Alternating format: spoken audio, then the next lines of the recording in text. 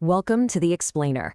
Today we're diving straight into the freezing aftermath of an apocalypse to witness a deeply philosophical clash between two ultimate forces. Picture a universe where the old order has entirely collapsed. On one side, we have a fatalistic archivist obsessively recording the doom of the old world. On the other, a radiant creator who completely refuses to be defined by the ashes of the past. We're going to explore exactly how we derive meaning when everything we know falls apart, using the vivid, mythic backdrop of a ruined cosmos. I want you to imagine standing in a massive, soot-swallowed multiversal theater. The grand stage where the gods once reigned is totally empty. The gods have fallen, and in their wake only an absolute, freezing silence remains. There's no triumphant music here, no lingering warmth, just the dark, intense sensory reality of a freezing void and the relentless, suffocating fall of black soot. It's exactly in this desolate graveyard of divine ambition that our story and our tense dialogue begins. Emerging from all this soot is our first figure, the Spirit Wraith. He's a dark artisan fused into what is known as a bound blight. To really understand him, we look to this old poetic parable. Weaving the wraith mail, Shadowsmith's shell, charcoal and cold iron clutching the world. He's essentially a living vessel. His armor, literally made of charcoal and cold iron, acts as a containment suit for these warring cosmic energies of lightning and shadow. It allows a spirit that honestly should have burned away to physically walk the ruined world.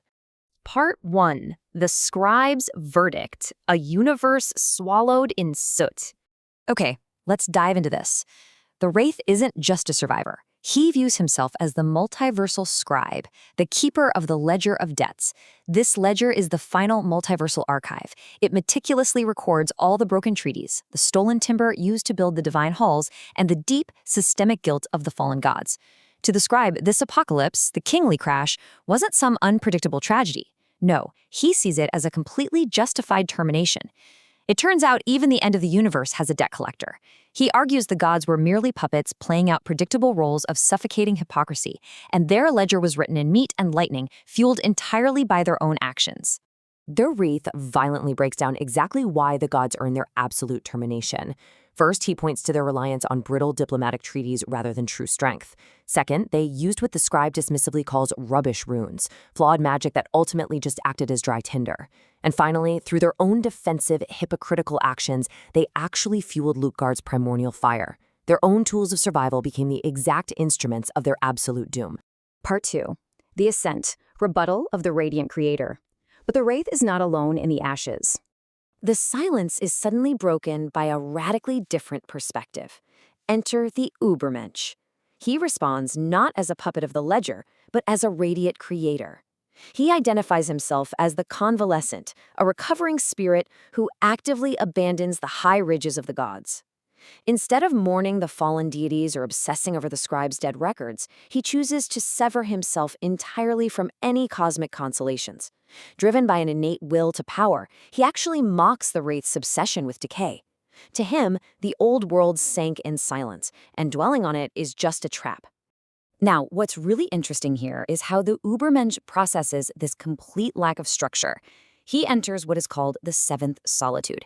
This is a severe crucible of isolation. Without divine laws, without a preordained cosmic order, the creator is entirely alone. But instead of letting this vacuum crush him, he uses this severe isolation to climb the metaphorical peak of ash. He takes the very ruins of the old world and uses them as a mountain to forge brand new meaning. Part 3. The Ultimate Clash, Ash versus Autonomy. It's time for the ultimate philosophical duel between the Scribe of Doom and the Radiant Creator. Standing face to face on the peak of ash, their stances violently collide. On one hand, you have the Spirit Wraith, whose entire existence is bound to past records and cosmic decay. He constantly looks backward, finding validation only in structural failure. But the Ubermensch counters that with the demand for absolute autonomy and a forward-looking creative will. He looks inward and then forward, seeking to create rather than merely critique. The Wraith, however, delivers a really crushing counter-argument. He points out that his documents reflect a universe with absolutely no redemptive light. He reminds the Ubermensch of the parasitic blood oath. This meant that the gods' own defensive actions were structurally turned against them. Every time they tried to defend Valhalla, the Thorn of Twilight impaled them even deeper. To the scribe, the black soot snuffing out the sun is just the final settlement of all divine debts. And this brilliantly illustrates the ultimate challenge the Übermensch faces on the peak of Ash. It's not just about surviving an apocalypse, it's about confronting the eternal recurrence. Imagine the terrifying, suffocating weight of all existence, every mistake, every fallen god, every ounce of black soot, repeating infinitely forever. This is the serpent of dread that threatens to completely paralyze him. To survive, he can't just endure it, he must embrace amor fati, a radical love of his fate, no matter how terrifying it is. To overcome this, the Übermensch has to complete a monumental internal victory. First, he totally abandons the false security of the god's ridges. Second, he embraces the reality of the ruin by climbing the peak of Ash. And third, when faced with the infinite weight of the eternal recurrence, he uses a convulsive surge of will to literally bite through the head of the serpent of dread, spitting its spirit rot directly into the abyss. It is a violent, decisive rejection of nihilism. Part 4. The Shattered Silence, Forging a Sacred Sanctuary. By biting through that serpent, a massive shift occurs. The relentless documentation of the Wraith is suddenly interrupted by something completely unexpected. Laughter. Holy, transformative laughter erupts, completely shattering the absolute freezing silence of the multiversal graveyard. This isn't just amusement. It's the radical, joyous roar of self-overcoming. It's the sound of a spirit realizing its own absolute freedom. And in a single moment, it completely silences the fatalistic scribe. This laughter signals the creation of an autonomous framework of values. The Übermensch actively rejects the Wraith's records of decay. He doesn't just survive the seventh solitude, he turns the terrifying vacuum of isolation into a sacred sanctuary. Instead of being crushed by the eternal recurrence, he joyfully wills the infinite return of every single moment, embracing existence exactly as it is. By doing this, he outgrows human limitations and the brittle treaties of the past to forge his own path. The final, incredible image of this clash is captured perfectly in this quote. The Übermensch existing as a creator of cosmos, while the old world remains sinking in silence.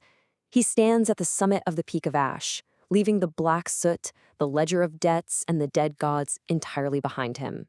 He's mastered the abyss, replacing the fatalism of the archive with the radiant will to build anew. Which brings us to the ultimate question for you. When the structures we rely on inevitably collapse, how do we respond? Are we bound by the ledgers of our past, obsessing over the debris like the spirit wraith?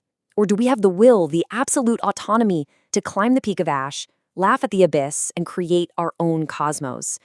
Keep that in mind the next time you face an ending, because it might just be the exact crucible you need for a new beginning.